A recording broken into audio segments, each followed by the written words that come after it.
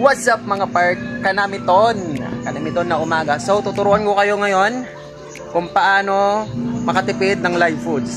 At kung gusto nyo ng unlimited live foods, dapat masipag ka.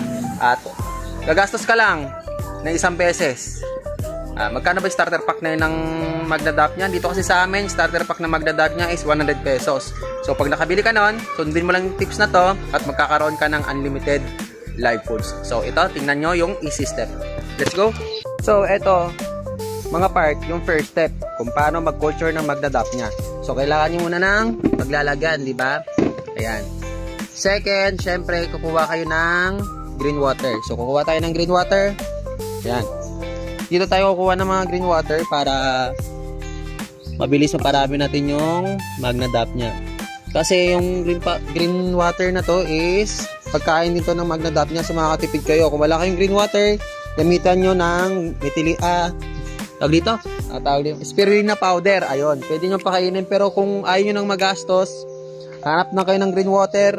At syempre, ilalagay nyo dun sa tab na paglalagyan nyo ng Magnadap niya. So, eto, ayan, may shrimp pa. So, eto, ayan, kunwari, ayan, tingnan natin.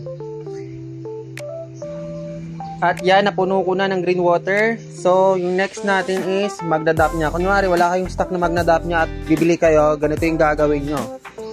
At ito, kunwari, nakabili kayo ng starter pack na Magnadap niya. So, ilalagay lang natin to dito. Ayan.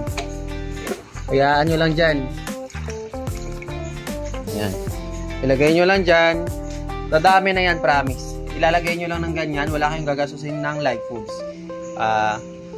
Kapag itong tab na to, yung capacity nito ng green water niya, mga 2 to 3 days, ano na yan, puputi na yan, lilinaw na yung tubig kasi yung powder dyan sa loob ng green water dito sa tab na to is yan ang kinakain ng Magnadap niya natin. So, kailangan meron kayong stock na green water. Napaka-importante yan. Tulad dito sa akin, mga green water. Pag nagwa-water change ako, sabay ko inilalagay dyan. Dito kasi ako naglalagay ng Magnadap niya. So, pag dinidrain ko, diretso yan doon yung green water at yun ang pinapakain ko sa kanila. Ayan, kailangan mag-stock kayo ng green water. Paano ba mag-green water? Siyempre, parang direct sa sunlight din yung tubig. Ayan, yung aquarium nyo or kung ano paglalagyan nyo. Basta madali lang magpag-green water. So, yun lang yung quick tip. Ngayong umaga mga part. At, syempre, kanamiton. Kanamiton nga umaga mga part. Yun lang yung ma-share ko sa inyo. Maraming salamat and